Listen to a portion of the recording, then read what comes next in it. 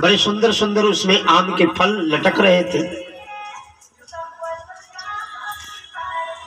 तो बेचारा बौना उस आम के फल को वो प्राप्त करना चाहता था।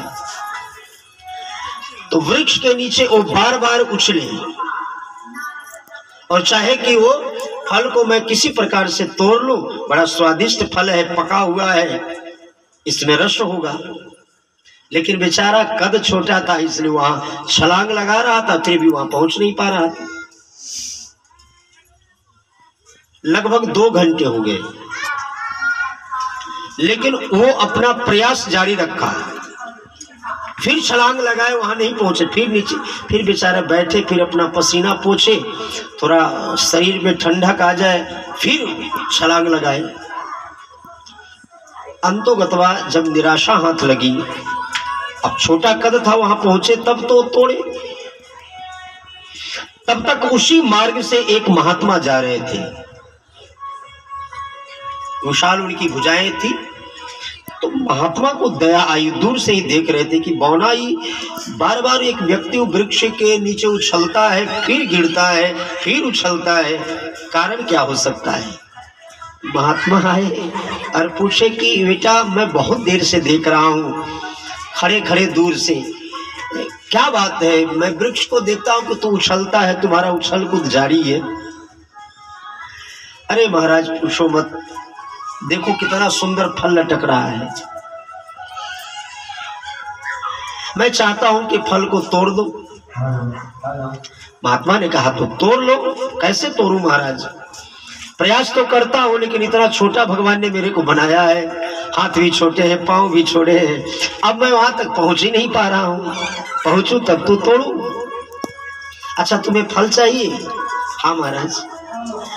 तो महात्मा यूं हाथ को उठाया और वृक्ष के फल को तोड़ा और बौना के हाथ में दे दिया। अब इसी के लिए तो प्रयास कर रहा था, फल मिल गया बौना को। अब यहाँ पे प्रश्न अगर आप लोग से किया जाए कि बौना को जो फल मिला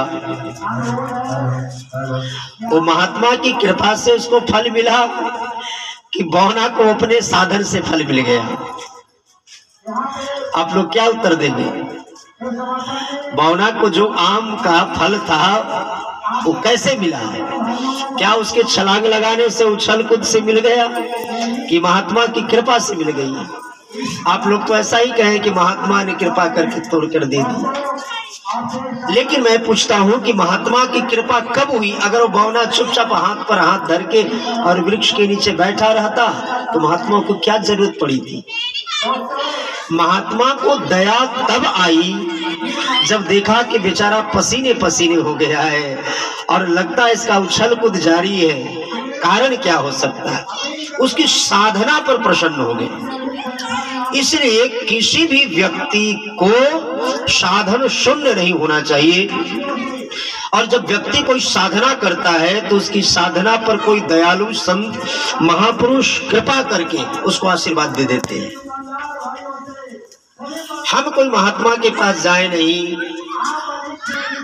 उनके समक्ष अपनी सेवा की प्रस्तुति न करें, मेरी साधना को वो दर्शन न करें, तब तक उन्हें क्या जरूरत पड़ी है। इसलिए प्रत्येक व्यक्ति को भगवत प्राप्ति अथवा किसी भी कार्य में सफलता तब मिलती है जब वह किसी जो भी कार्य करना चाहते हो उसके प्रति अपना लक्ष्य केंद्रित करके और अपनी साधना में रत रहे, प्रयास जारी रखें।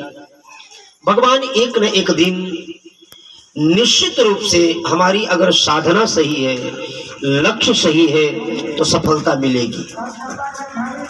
तो इन मिथिलावासियों के जितने स्त्री पुरुष सब थे, सबके मन में जो यह भाव है, सब यह साधन कर रहे हैं कि किसी न किसी कोई ऐसा उपाय साधन बन जाए जिससे सीता जी का विवाह राम जी के साथ हो जाए। सबके मन में यही भावना थी और इसी भावना से भगवान प्रसन्न हो गए। सभी राजाओं ने प्रयास तो किया, लेकिन तमक ताक तक शिव धनु धरई, सभी लोग भगवान के शिव के धनुष को पकड़ते, उठाने का प्रयास करते, लेकिन किसी से उठता